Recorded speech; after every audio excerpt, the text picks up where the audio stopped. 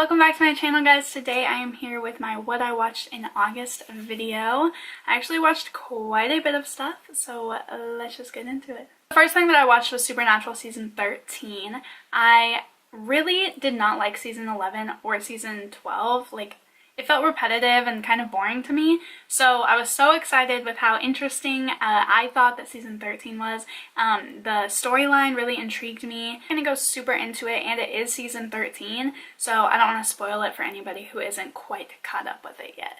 But overall, I thought it was an amazing season, and it makes me really excited because we definitely left on a cliffhanger for season 14, so can't wait. I watched both seasons of Queer Eye on Netflix. Not much to say about it. I love them, and I cry almost every single episode, and I just think it's so good, and I don't really have a lot to say about it. It's pretty much like a makeover show if you're unfamiliar, but not only do they do looks, but they do personality and house and your diet and everything. Like, it's so good. It's like an all-over makeover. I just think it's so kind and sweet and touching and heartwarming, and I'm so excited for future seasons if there are going to be some. I guess I haven't heard anything about continuation of that. The last show that I watched was Castle Rock, which is on Hulu. It's pretty much about the town Castle Rock from Stephen King's a lot of his stories and books. There are a ton of Stephen King references in it. If you know even the littlest bit of his work, then you'll completely get like half the references at least. I thought that it was alright. I don't think that I would continue it for season 2 if there's gonna be one. Maybe I would, because it definitely got better the last 2 episodes, but I don't know, the first 8 episodes, it's only 10 episode season, the first 8 episodes were so boring. It really just dragged out. I was so confused. There were so many unnecessary scenes, in my opinion, things that really didn't need to be there. It didn't really end up adding to the story even in the end. I don't think it was the best show. I think it's very well acted, obviously well written, and obviously very relevant to the Stephen King verse. What do they call it? It's like Kingverse, whatever, like the universe of Stephen King's writings.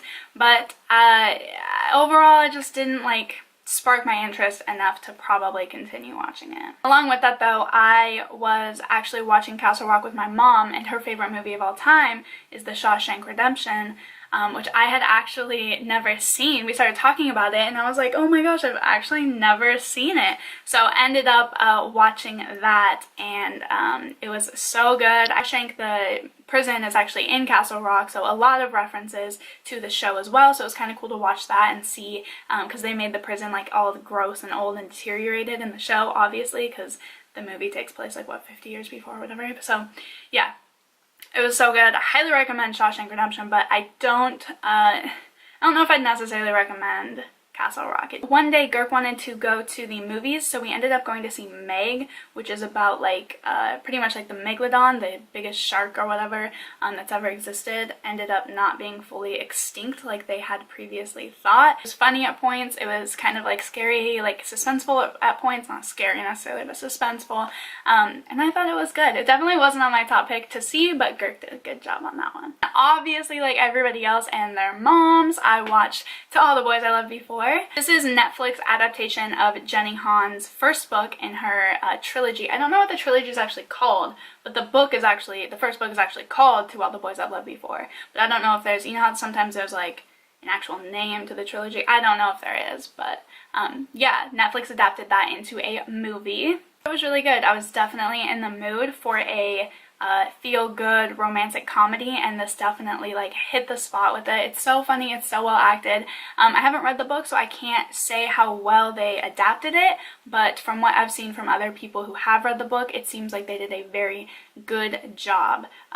There's some parts I think people were upset about, but I don't know. I really want to read the book, but I had to watch the movie first because I wasn't going to wait until I actually had the time to read the book. Then I watched Spotlight with Girk. That one won Best Picture, I think, in 2016. It's pretty much about this group of reporters in Boston who ends up going against the Catholic Church when all these people are pretty much coming out with their abuse stories there, both physical, mental, and definitely heavy sexual abuse. Pretty much they are this investigative journalist group, and they go against the Catholic Church. I don't want to like say anything else because I feel like that would give it away, but it is based on a true story. You can read about it and look it up, and I thought it was amazing. They did such a good job. I was so intrigued the whole time, and it's a pretty long movie, but I highly recommend this one. It's on Netflix, so watch it if you haven't. And the last two things I watched were both like thriller movies. I was just really in a thriller mood, and they happen to both kind of have the same like theme. So first was The Captive, and both of them are on Netflix, yeah.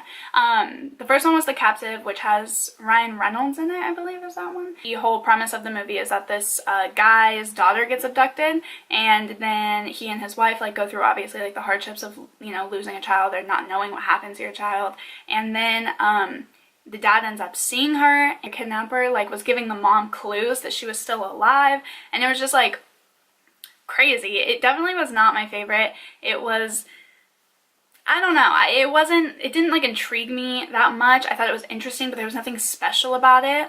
So I don't know. I don't think I would recommend it, but I'd probably say like 3 out of 5 stars maybe. The next one was The Tortured, which I liked way more. I'd probably say 4 out of 5 stars with this one. Pretty much this is about a couple and their son gets abducted and ends up unfortunately being like abused and then murdered, and that's confirmed. Pretty much the parents decide to find a way to kidnap the murderer, and they torture him. This one would have been like a 3-star for me, but there ended up being a huge like twist and very interesting plot line at the end that kind of threw me for a loop. I actually had to even Google to like try to figure it out because I was so just like confused about how some things happen, which I guess says that the plot line, it didn't flow very well, but overall it was a good twist and it was interesting. So that is everything that I watched for August. As always, everything will be listed in the description bar below. This video, a thumbs up if you did like it, and leave me a comment letting me know what you watched in August, or if you have anything to say about what I watched, we can discuss it. Don't forget to subscribe and hit the bell so you're notified every time I upload, and I hope you guys have a good day, and I will see you in the next video.